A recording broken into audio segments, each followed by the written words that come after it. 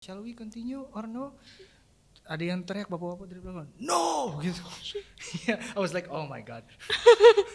That is the moment that I will never forget.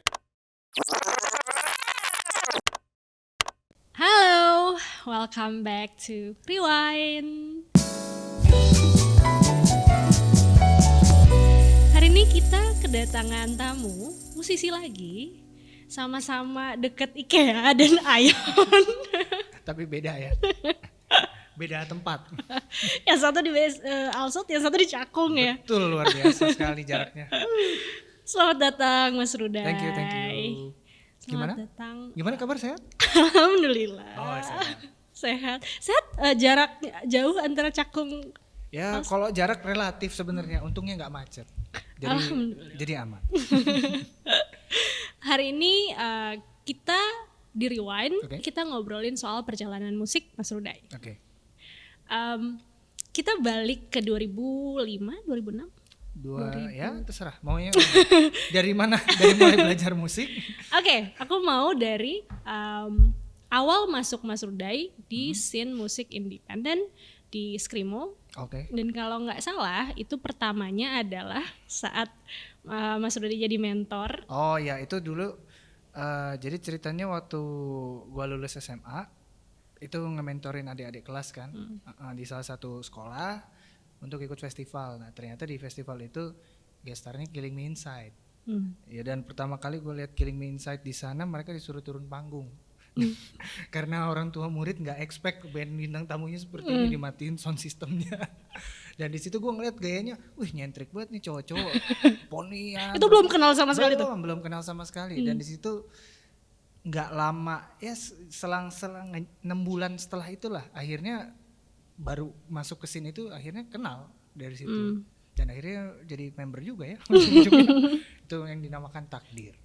Fate. Tapi gue masih mau balik ke situ tuh. Jadi gimana ceritanya lo jadi mentor? Jadi lo jadi mentor di salah satu SMA. Iya, betul. Alumni lo ya? Iya. Terus lo dan gimana ceritanya band Screamo bisa manggung di itu sekolah internasional kan, kalau nggak Sekolah salah. internasional, salah satu sekolah internasional di lokasi yang tidak perlu disebut, yang jelas ada Ion dan IKEA juga di situ. Benar kan? Iya. Kenapa Ion dan IKEA nih sponsornya hari ini? Sorry. Kan kalau mau jadi sponsor? Oh iya, bisa juga. Jadi ketua panitianya kayak pengen ngasih surprise ke anak-anak ininya lah, sekolahnya gitu. Dengan segala idenya di gimana caranya supaya ini band Killing Me Inside bisa tampil untuk nyenengin anak-anak sekolahnya. Memang waktu Killing Me Inside tampil, anak-anak sekolahnya maju semua ke depan, pada lompat-lompat, pada mosing. Cuma kan di bagian kursi belakang orang tua murid semua tuh, yang istilahnya agak-agak konservatif lah. Sangat, bukan agak-agak. Sampai diteriakin kan, sound system dimatiin, si Sansan ngomong kan, shall we continue or no? Ada yang teriak bapak-bapak dari belakang, no gitu. Yeah, I was like, oh my god. That is the moment that I will never forget. Maksudnya, ya kalau itu posisinya gue dari Killing Me Inside, pasti malu banget sih. Jadi itulah yang bikin nama Killing Me Inside itu kayak keinget banget sama gue sampai sekarang. Dan Sansan pada saat itu? Sansan pada saat itu sangat gentleman. Dia ngajak salaman kepala sekolahnya, padahal kepala sekolahnya udah buang muka oleh, cuma Miss, should we do the shake hand kan? Perempuan kan, kepala sekolahnya akhirnya salaman, dah habis itu mereka turun panggung lewat depan kita semua ya. Itu kan pada duduk kan, biasanya ada anak-anak SMA lain, good job guys, thank you. Ya malu sih pasti sih. Ya, bayangin aja, coba divisualisasikan. Udah niat datang, gaya full, nyatok rambut, suruh turun. Tapi mereka tuh nyatok ya? Ya itulah budaya Killing Me Inside. Oke. Betul. Setelah itu gimana perkenalan lo tapi dengan Killing Me Inside dan 13? Oh, dari 13 dulu. Yeah. Jadi kan nah itu tadi sebagian personil yang ada ikut kompetisi itu akhirnya ngeband sama gue setelah mereka lulus SMA. Ada drummernya almarhum Adit, sempat ngeband sama gue juga di Revara. Sama satu lagi gitarisnya si Eca, ada dulu personil awal 13. Ya karena kita memang dari SMA tuh nongkrongnya di satu studio band ini di Kelapa Gading, tercetuslah ide, yuk bikin yuk. Nah kebetulan ada yang kenal nih sama vokalis yang bisa scream namanya Renard. Ya, Renard, dan kebetulan juga Renard itu temennya Sansan. Jadi kayak ya udahlah kan udah diterima nih di scene, cobalah bikin. Jadi kita semua nggak ada yang punya background screamo sebetulnya. Basisnya dulu ngeband sama gua dari SMP itu bawainnya Limp Bizkit, Korn yang lebih ke arah hip metal gitu. Akhirnya dengan semua personil yang backgroundnya beda ini, oh iya, si Adit sama Echa ini dulu satu band juga mereka pas SMA, bawainnya lagu-lagu punk. Jadi memang kayak melting pot aja. Dan lo J-pop padahal. J-rock dulu. Gue sempat ngeband bawain Larkensil pas SMA. Tapi gue sih apa aja sih sebenarnya genre yang bisa dibawain. Jadinya ya itu terciptalah 13 yang nggak jelas sebenarnya siapa, nggak expect outcome-nya gimana juga. Ya udah kita gimana yang kira-kira nyaman di kita aja bikinnya, jamming di studio bikin. Ternyata pas single kedua itu malah duar banget. Dulu Cherry Petit itu, Cherry Petit Raspberry. Nggak expect, wih ternyata lagu yang dibuat dengan setengah bercanda ini ngebawa tour juga gitu. Nah di situ akhirnya dulu kan pada era gue itu yang megang band itu Killing Me Inside, Pee Wee Gaskin sama 13, selalu bertiga itu. Jadi kemana-mana kita selalu bertiga tuh, ulang-ulang Buana, Jakarta, Semarang, Surabaya, ya begitulah. Akhirnya jadi akrab. Ada lagi? Dulu juga aku dan teman-teman kayak punya lagu-lagu, emang lagu yang hits aja sih, tapi di handphone yang apa sih, download di counter HP itu loh. Counter HP. Ada ya dulu, mau diisiin HP-nya. Oh my god. Ya. Terima kasih ya abang-abang semua sudah membuat CD kami tidak laku. Oke. Kita mau ngomongin scene indie pada saat itu. Oke. Dulu belum ada social media. Iya. Eranya MySpace sama Friendster. Oh my god, tuanya ketahuan ya. Ya intinya MySpace itu dulu jadi platform utama kita buat promosi. Dan memang sempet kayak dicapnya generasi MySpace itu dulu band instan. Karena kan ya mungkin gue juga ngerasain, oh iya juga sih ya, kayak 13 baru berapa kali manggung tiba-tiba dar. Sedangkan kalau zaman dulu memang beberapa band itu harus manggung dari gigs kecil ke gigs kecil ke gigs kecil untuk punya nama sampai akhirnya mereka bisa manggung di acara gede gitu. Jadi ya cuma makin setelah sekian lama berjalan dengan 13 juga akhirnya akrab-akrab juga sih sama senior-senior juga, kayak ya begitulah namanya pergeseran era kali ya. Sama. Jadi itu pun terus kejadian sampai sekarang. Kayak akhirnya kan ya platform seperti YouTube dan Spotify dan lain-lain streaming itu yang ibarat kata dulu di pikiran gue tuh ada nggak ya nanti platform yang kayak gini, dan ternyata sekarang malah yang utama mereka gitu. Jadi kayak ya bisa dibilang band-band angkatan kita itu yang awal memulai dari digital media sih, dari internet untuk penyebarannya itu. Waktu itu berarti sebelum Melayu ya kalau nggak salah. Iya sebelum. Iya kan? Sebelum. Wah tahu juga ya Melayu. Soalnya setelah saya denger itu, saya juga denger Kangen Band. Oh, Bawang Tampan. Oke, balik ke masa-masa itu. Jadi bagaimana sebuah band independen mempromosikan karyanya yang tadi yang lo bilang lewat MySpace. Maksudnya gue masih belum kebayang gitu karena mungkin dulu pada saat itu gue masih SMP, Mas Ruday. Oh masih SMP. Iya, jadi gue cuman tahu nama kalian, gue datang ke pensi gitu. Tapi gue nggak tahu gimana kalian menyebarluaskan ini sampai bisa dibilang pada saat itu. Iya sih. Iya kan Screamo. Iyalah, ibarat kata dulu kalau di Pondok Indah Mall ada eventnya pasti Screamo, dan itu food court PIM 2 itu penuh dengan anak-anak yang mau nonton. Dulu udah tutup sih tempatnya, namanya Swazio kan. Iya. Kayaknya memang internet itu peranan besar sih, sama kayak dari mulut ke mulut ya itu, dari HP ke HP kan. Zaman dulu mungkin masih sedikit HP yang bisa play lagu lah. Jadi kayak misalnya ada yang bisa ngeplay, ngasih denger ke teman-temannya, oh ini band baru nih, akhirnya nyantol sampai rumah nyari semua, ketemu MySpace-nya. Mungkin skemanya kayak gitu kalau dulu, maybe ya. Oke. Tapi berarti dari segi dulu mikirin nggak sih branding? Iya, branding itu juga dipikirin. Jadi 13 itu pas keluar kita nggak mau menyebut diri screamo atau gimana ya, karena memang karakteristik musiknya nggak deket sih sama screamo. Mungkin ada beberapa partnya yang mirip, cuman kalau dari misalkan dikesampingkan dari sisi branding bentukannya kayak Renat kan rambutnya poni belah pinggir apa, itu lebih keras dari screamo musik-musiknya, lebih ya itu lebih ke arah metal, tapi memang karena ada part nyanyinya yang melodisnya juga jadi mungkin masih disangkut pautin sama Killing Me Inside dan kawan-kawan itu. Oke. Gitu. Tapi sempet ada zaman-zaman problematika kayak ribut-ributnya. Lo inget gak sih zaman itu? Ya gimana ya, namanya anak muda gitu loh ngeband kan, ya pasti yang ini niatnya pengen serius all out, yang ini juga cuman kayak hobi doang, kayak lama-lama bosen manggung tiap minggu. Ada aja sih pasti, cuman ya kalau dilihat-lihat sekarang sebagai apa ya, yang udah belasan tahun yang lalu, itu berapa tahun ya, 14, 15 tahun yang lalu lah.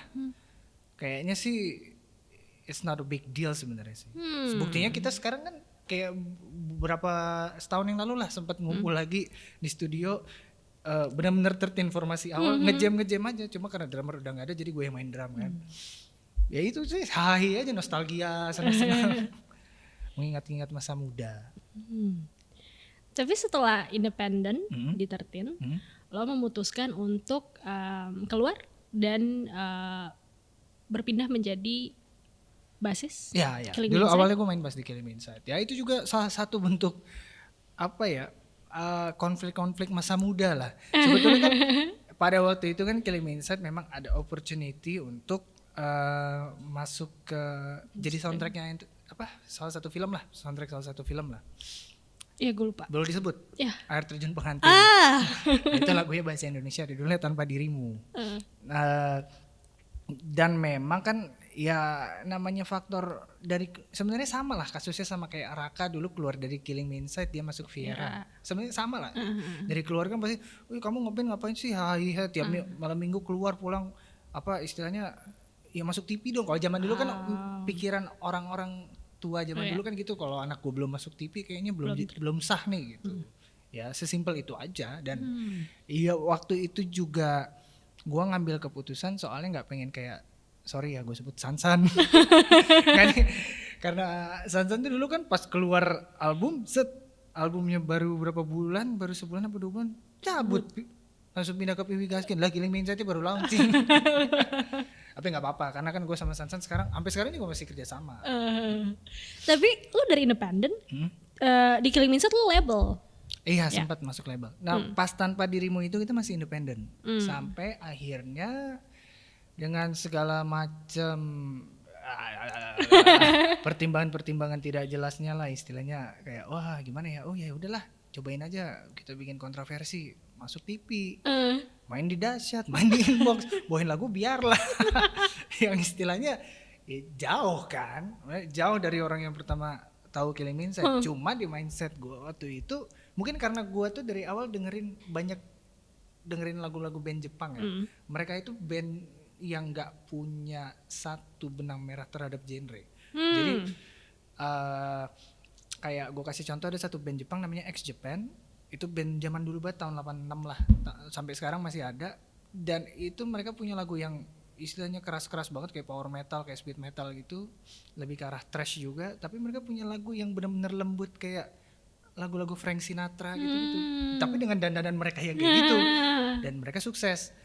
Why not give it a try? Dan ternyata memang Biarlah sukses kayak gitu, biarpun dipenuhi dengan cacian, makian. Sampai pernah tuh manggung di depan panggung ada tuh yang wah bukan sekali 2 kali, sering yang ngatain Onat tuh banyak banget.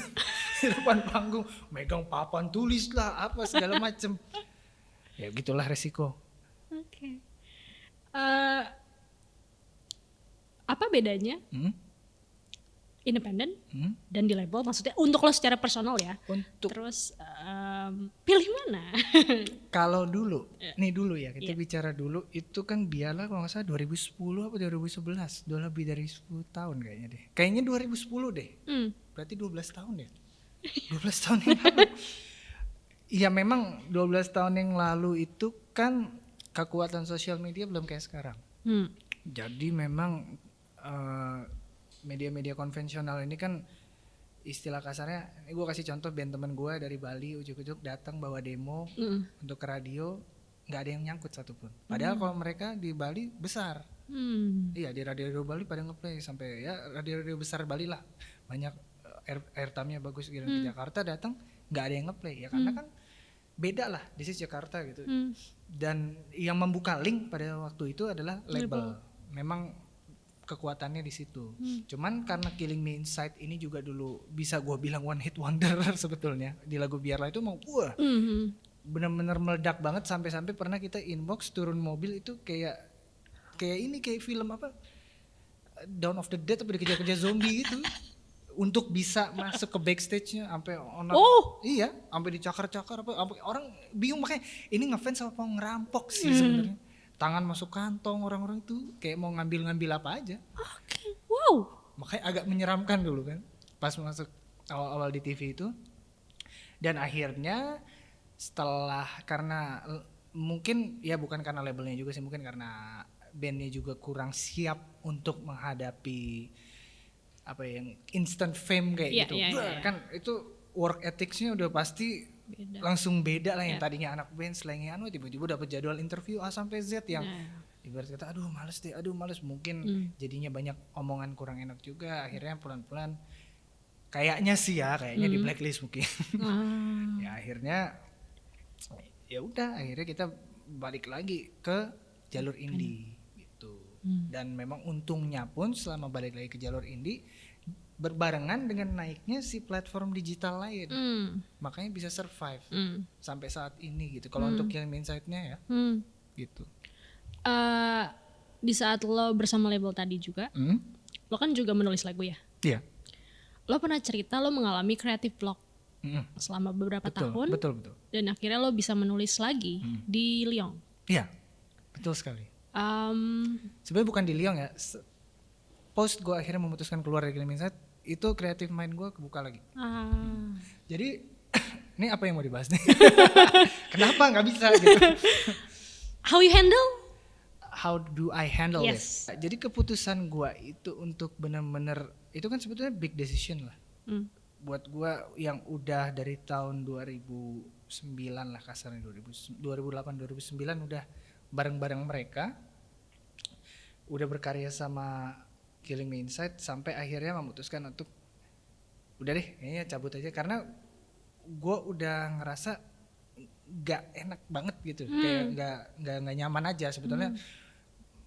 Ternyata ketika gue memutuskan untuk keluar dari situ gue ngerasa lebih happy dan mungkin karena gue ngerasa lebih happy itu jadi lebih positif aja, jadi kayak apa aja tuh bisa ide itu lebih gampang munculnya gitu, tanpa harus berpikir keras ini aduh. Soalnya dulu sering banget gue bikin udah jadi hapus, udah bikin apa kayak nggak mood aja, moodnya hilang gitu. Atau karena suara-suara apa label? Enggak, waktu itu kita udah indie sih, lebih tepatnya mungkin bukan suara-suara label, cuman memang circumstance di dalamnya pada saat itu membuat gue untuk tidak apa ya, jadi kayak aduh kok gue jadi nggak kreatif ya, kok gue mikirinnya malah yang kayak gini-gini sih, kayaknya enggak deh gitu, mendingan gue pergi aja gitulah, kasarnya kayak gitu sih. Jadi kalau misalnya bisa dibilang keputusan lo keluar dari Killing Me Inside adalah sesuatu yang relieving sebetulnya, ya relieving karena ya itu yang gue bilang, ketika gue memutuskan untuk keluar itu ternyata gue lebih nyaman sama diri gue sendiri, gue nggak ngerasa jadi orang lain gitu loh. Oke. Setelah ambil minum ya.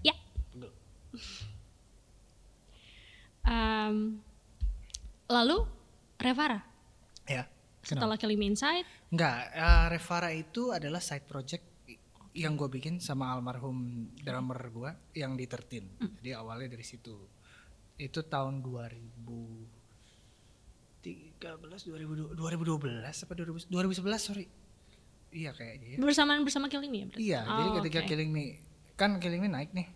Ya gue pengen punya project lain lah, karena gue tahu waktu itu Killing Me ya udah ranahnya di situ. Gue nggak bisa terlalu menyalurkan ide-ide kreatif gue di Killing Me karena kan memang apa ya, konsepnya bikinnya itu memang lebih apa ya, nih ada lagu, ini ada lagu, pakai yang mana, yang ini gitu. Kalau di Revara itu benar 100% dari gua. Sebetulnya Revara itu proses kerjanya mirip Liong. Jadi Liong benar-benar gua bikin lagu, selesai. Jadi nggak terlalu banyak masukan, ada, cuman nggak terlalu banyak proses yang bikin muter-muternya itu aja. Oke. Karena jumlah Ya, orang yang terlibat juga. Mungkin. 3 dan 3 juga kan ya. Iya. Oke. Tadi lo juga bahas soal Liong, Iya, betul. band terakhir ya bisa Iya, dibilang. iya. Kita kalau gue boleh tahu dan lo mau cerita juga boleh. sempat ramai belakangan. Iya. Baru-baru ini saja ramai. Betul. Di 2021 sempat ramai, Onat mengumumkan di sosial media Liong bubar. Vakum. Oh ya, dia bilang vakum sementara. Dan beberapa bulan ini Onat dan Okin Kayak begini ya. Iya dong, maksudnya kalau orang di luar pasti itu gini. Ya, ngerti. Jadi apa yang mau ditanyakan? Jadi menurut perspektif lo, apa sih yang terjadi pada saat itu? Inilah pentingnya komunikasi. Miskomunikasi itu menyebabkan banyak persepsi. Jadi ya gimana ya, gue mungkin sebagai orang yang di tengah-tengah mereka, dan mungkin karena gue juga udah gak mau terlalu terlibat di permasalahan internal yang terlalu gini. Jadi ibarat kata tuh gue pengen ngeband, gue fokus di part musiknya aja nih, sisanya urusan kalian. Jadi Liong itu sebetulnya formasi yang bagus, karena gue sebagai produser lah kasarnya, Onat juga dia networkingnya jalan terus, networking sana sini jalan terus. Buktinya kan Liong bisa featuring sama Danila, sama Rizky Febian, itu juga berkat Onat lah. Maksudnya dia effort dia tuh di sana gitu. Sedangkan Okin juga effortnya lebih ke promosional. Nah, jadi udah pas nih sebetulnya. Cuman entah gimana ceritanya ya, ada satu dan lain hal. Mungkin ya itulah, setiap orang kan punya pertimbangan yang beda-beda. Jadi mungkin kalau menurut gua, ketika si A ini ada dapat kasus, ya menurut gue ya udahlah santai aja. Cuma menurut si B mungkin wah ini bahaya nih buat kita nih apa segala macam. Ya gue menarik diri ketika itu udah ada kasus seperti itu, ya gue balikin lagi. Ya udah gimana? Kalau misalkan kalau misalnya lo nonton podcastnya Okin kan, dia bilang pas Ona tiba-tiba ngepost itu, gue langsung bilang di grup, gue pengen mundurin diri aja kalau kayak gini, karena gue males sama hal-hal kayak gini gitu. Cuman Indian memang mereka berdua tetap ngejaga hubungan baik sama gue. Cuman mungkin ya gimana ya, gue juga bingung. Waktu itu Onat pernah bilang, "Dai, lo kan yang paling tua nih." Ayo dong, jembatanin komunikasinya. Cuman mungkin karena gue juga udah lebih prefer untuk step back dulu lah, karena gue kan mikir ya udah kalau misalnya Okin memang pengen jalanin band barunya dulu, silahkan, nggak masalah. Atau juga kan komunikasi juga tetap baik gitu. Dan harapan gue juga kalau misalkan mungkin suatu saat nanti kita balik lagi kan, it's just a matter of time aja sebenarnya gitu. Cukup nggak? Apa ada yang mau dikulik lagi nih? Jadi sebenarnya perasaan lo sendiri ya, kalau lo pada saat itu tuh lo kecewa kah sama salah satu dari sana, atau kecewa kah dengan keputusan yang diambil oleh Onat? Kalau dibilang gimana ya, kecewa dari segi mananya dulu nih. Kalau dari posisinya saat itu memang kebetulan sekali gue bukan kecewa, gue malah kayak lebih ya udahlah kan ini lagi nggak ada panggungan juga, lagi pandemi, biar istirahat dulu, gue mikirnya kayak gitu. Kan lagi pada sibuk masing-masing, ya udah nggak masalah. Cuman ternyata kan berlanjut nih, karena gue juga baru ketemu Onat lagi itu setelah berapa bulan. Gue nggak ada komunikasi sama Onat sampai gue kemarin dapet program untuk bikin lagu-lagu anak kecil, dan itu memang pitchingan programnya udah dari tahun 2019 kalau nggak salah, sebelum pandemi. Dan akhirnya jalan pas ketika lagi pandemi.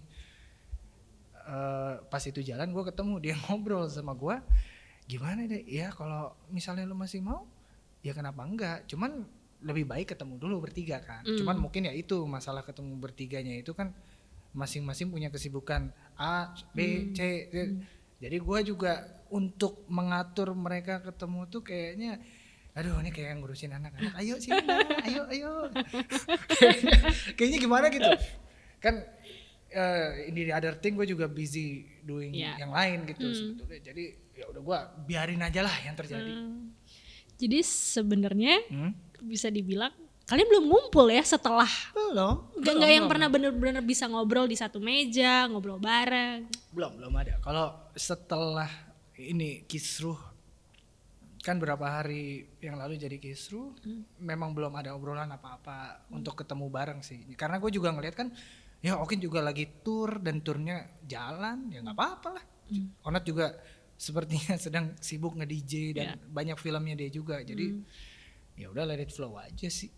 Nggak terlalu mikir gimana sih, kayak udah apa ya istilahnya, mungkin ya itu yang gue bilang tadi. Ketika masalah seperti ini terjadi mungkin waktu gua masih usia 19, 20 ya zaman startup sama 30 dulu, mungkin itu something very big for me. Cuman kalau sekarang ya udahlah jalanin aja gitu. Jadi dibilang kecewa ya nggak kecewa juga, cuma mungkin gua lebih mikirin ya kayak orang-orang kan kayak tim produksi apa itu kan pasti ngarep lah, ini kan wah pandemi udah selesai nih, ada harapan mereka untuk ayo dong jalan lagi gitu. Ya lebih ke situ aja.